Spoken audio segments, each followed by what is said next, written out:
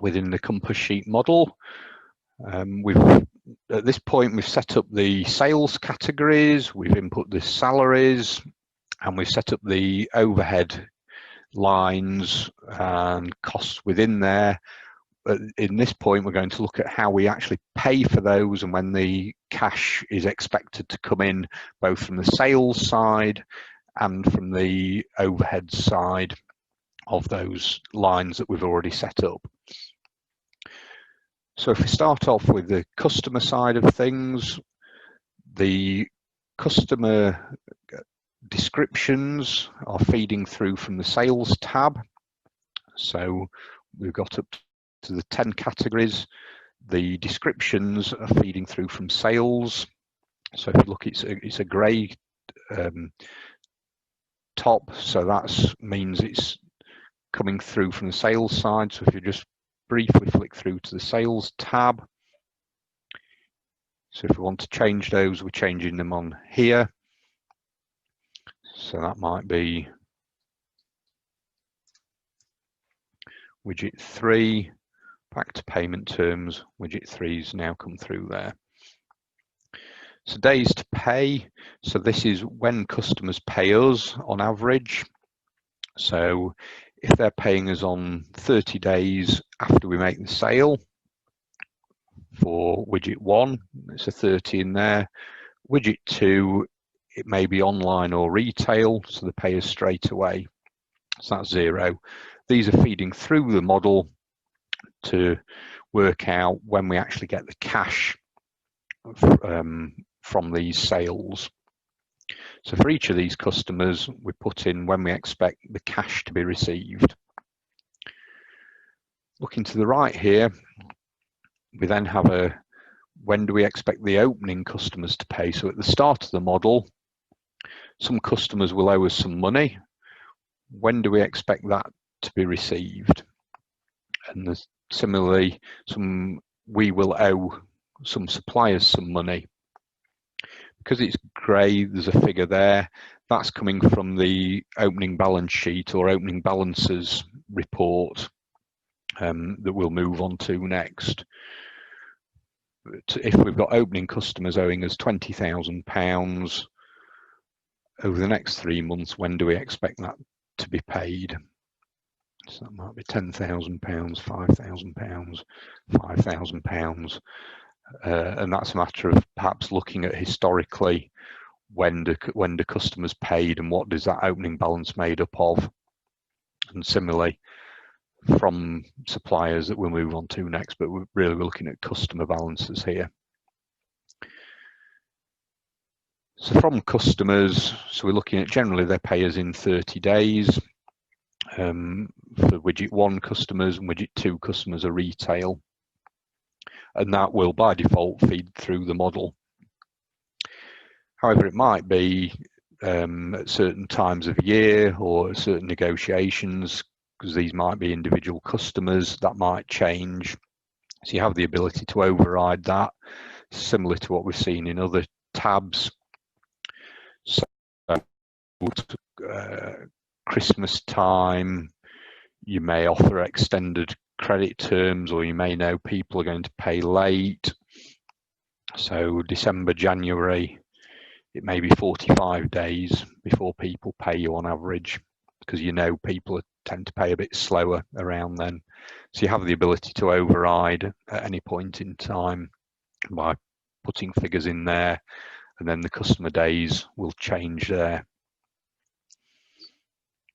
And that's the same for years 1, 2, and 3.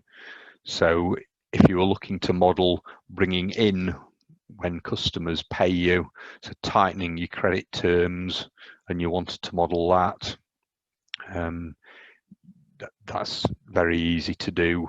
You could put in that by year 3, those 30-day terms you wanted to bring into 20 days.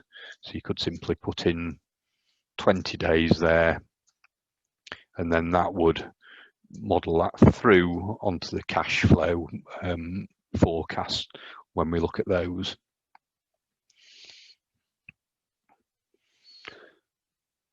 So that's customers, suppliers. There's three elements to when we pay suppliers. One is for stock suppliers. So do we pay those on 30 days?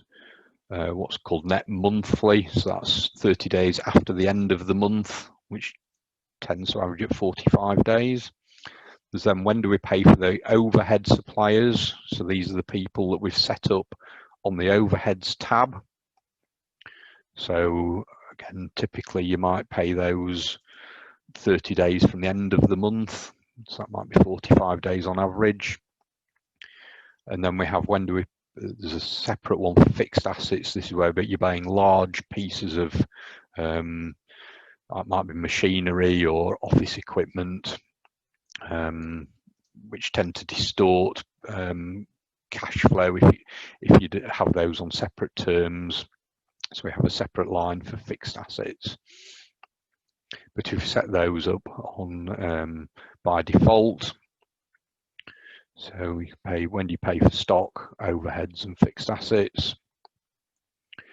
Touched on before about paying opening suppliers. So if you owe your what's called trade creditors or your suppliers an amount at the beginning of this forecast, when do you pay those? And that's important because that feeds through into the cash flow. If you start the forecast not owing any supplier a penny, that's fine, we don't need to factor that in. If you owe £500,000 at the beginning of the forecast, well, that's £500,000 that needs paying throughout, you know, the forecast, and we need to build that in. And these figures are built in from the opening balances. That's on the opening balance sheet tab.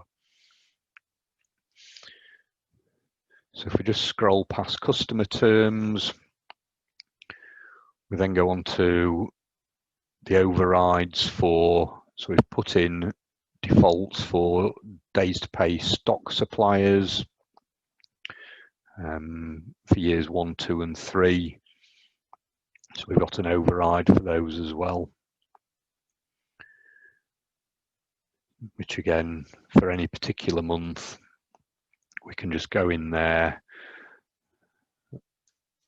put a figure, and that will override when that is.